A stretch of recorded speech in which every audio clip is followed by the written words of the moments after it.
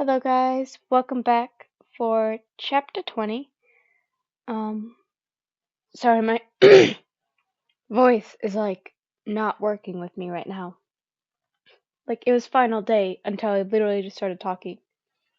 Maybe it's I don't know if I'm gonna pronounce this correctly. Doggone Squid Game cookies that I added too much baking soda and burnt. That is messing up my throat from eating. Anyways, um, fun fact, I would not survive. Anyways, let's get into the chapter. I'm going off topic. Chapter 20. Mastermind Rise of Anarchy. Written by Clouds. My head in the clouds, not coming down. Read by Reen MHA. Chapter 20. Interventions.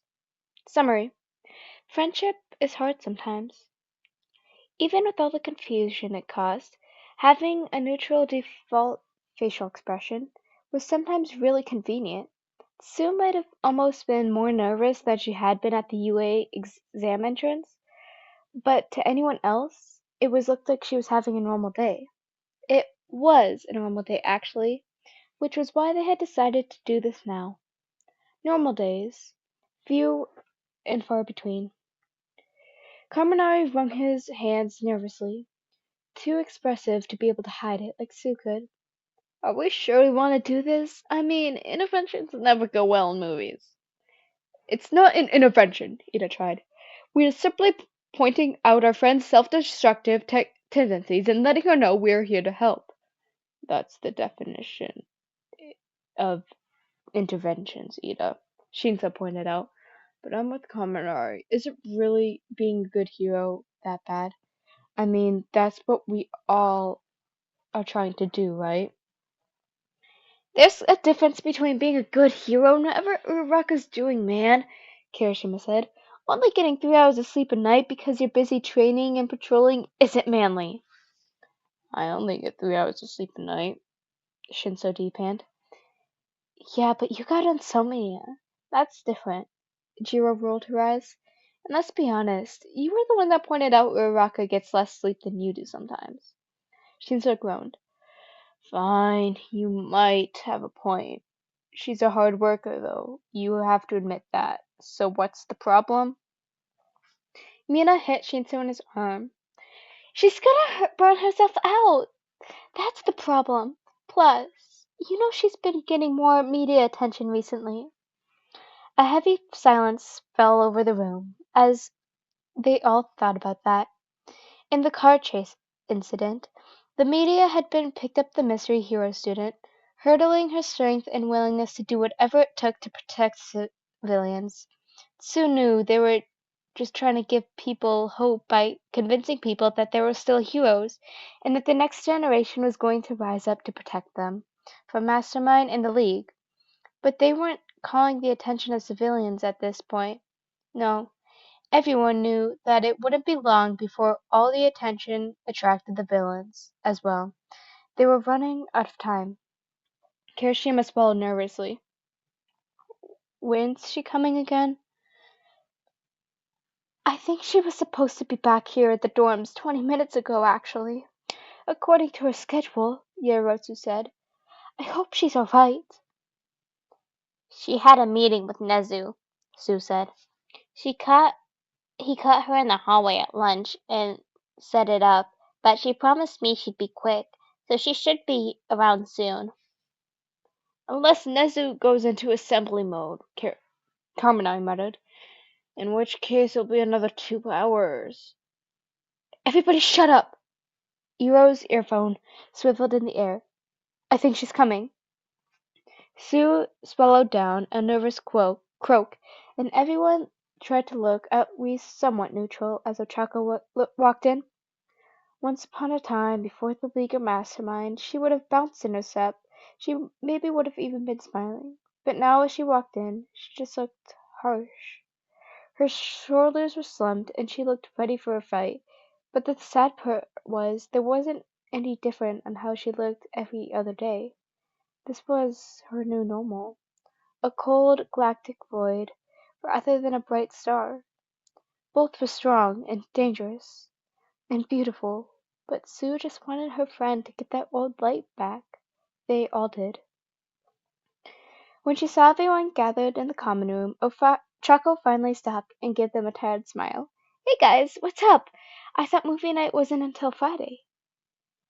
Actually, we're hoping to talk to you. Yarotu's voice was tight as she forced herself to sound cheerful. Come sit down? Sure. Ochako came over hesitantly. Is something wrong? Sue could practically image what she was thinking of. She knew something was wrong, but she was probably assuming it was a villain attack, or at least something she could attack and fix. They could only hope she didn't completely shut them out after they figured out the truth.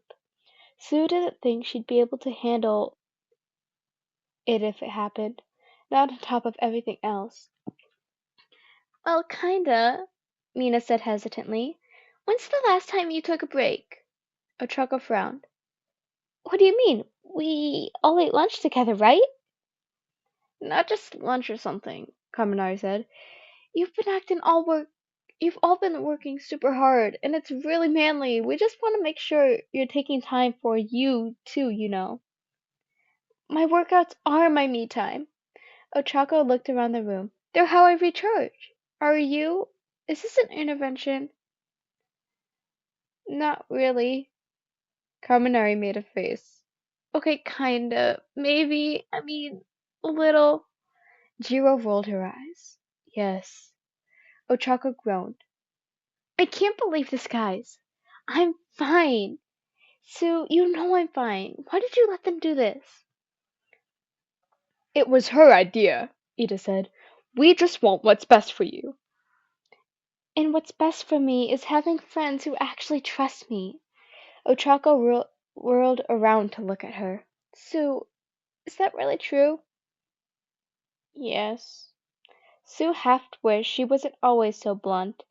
At least if she tried a little more to track Ochako, she wouldn't look so betrayed right now. You're stressed. We all are. And we are all trying to deal with that in our own ways. But if you keep running like this, you're going to get hurt. Ochako's glare hardened. Getting hurt is part of being a hero. See that? Jiro groaned. Can you even hear yourself right now? That mindset isn't healthy. Yeah, man, Kirishima agreed. Like, you can't just go fighting assuming that getting hurt is okay, especially right now. It would be one thing if it's a broken leg or a scratch or something, but villains these days are aiming to kill. And we promised to be willing and lay down our lives when we decided to become heroes, Ochako shot back. I don't get why you're freaking out over something we all agreed to. If you're not okay with it, there's the door. You wouldn't be the first of us to drop out. We don't want you to drop out, Uraraka, Ida insisted. But you can't charge in blindly. There's certain risks that you have to consider for your own safety as well as others, with the attention you've been getting. Oh, so that's what this about? Ochako scoffed. You think you think that just because I've had a couple articles written about me, I'm going to be what? The next Endeavor or something? I'm just a student, guys. But even if I were that important, why should I scurry or hide under a rock at the first sign of danger? We're supposed to be heroes, not cowards. Having common sense doesn't make you a coward, Kirishima yelled. Look, man, we just don't want to see you getting hurt. At the rate you're going, you are going to burn yourself out. Then what? I'm not weak, Ochako said. I can handle it, and people deserve to be safe. Don't you deserve to be safe too? Sue asked half-heartedly. If society comes at the price of the house, then it's all worth it, Ochako snapped. Are you saying that any one of your lives is worth more than all of Japan? Are you really willing to let all these people suffer in fear every single day just so you could be a little lazy sometimes? Hey, Kaminari squealed. That's not... I'm done with this. Ochako scoffed and rolled her eyes as she turned away. No wonder why no one was able to replace All Might. Sue's stomach sank with dread, and several of her classmates gasped as they tried to wrap their heads around what Ochako was implying. There was a reason everyone had done in a way after the hero ranking after Hawks fell. No one was meant to sit in the cursed throne. Ochako! Yairotsu's voice broke. Please. People still need heroes, Ochako said firmly. That's what I'm going to be. So the rest of you can either get your acts together and be strong enough to save them, or do all the favor and stay the fuck out of my way. She stormed up the stairs, and Sue could only stare at her. She'd come out of the meeting with Nezu, and why hadn't he said anything? He was the principal. He should know better than anyone else that Ochako can't be going like this. So why did Sue get the sinking feeling that he was encouraging it? Well, Shinzo said, that could have gone better. Ooh, that chapter. Mm, the amount of emotion in there, and Ochako. Hmm, I love it. I love it. I know I messed up a few times, but I did do this all in like one recording. I tried to put as much emotion in there. Honestly, if I was a hero in that time, I'd be more of like an Uraraka. Um, I mean, that's like even me in real life. But yeah, I hope you guys all have a good day and enjoyed the chapter slash night. Um, but yeah, I have some time, so I'll probably get one more chapter out tonight, which I will be really happy about. But yeah, I hope you guys all have a wonderful day. I said that like 3 times already. But anyways, I will see you guys in the next chapter. Peace.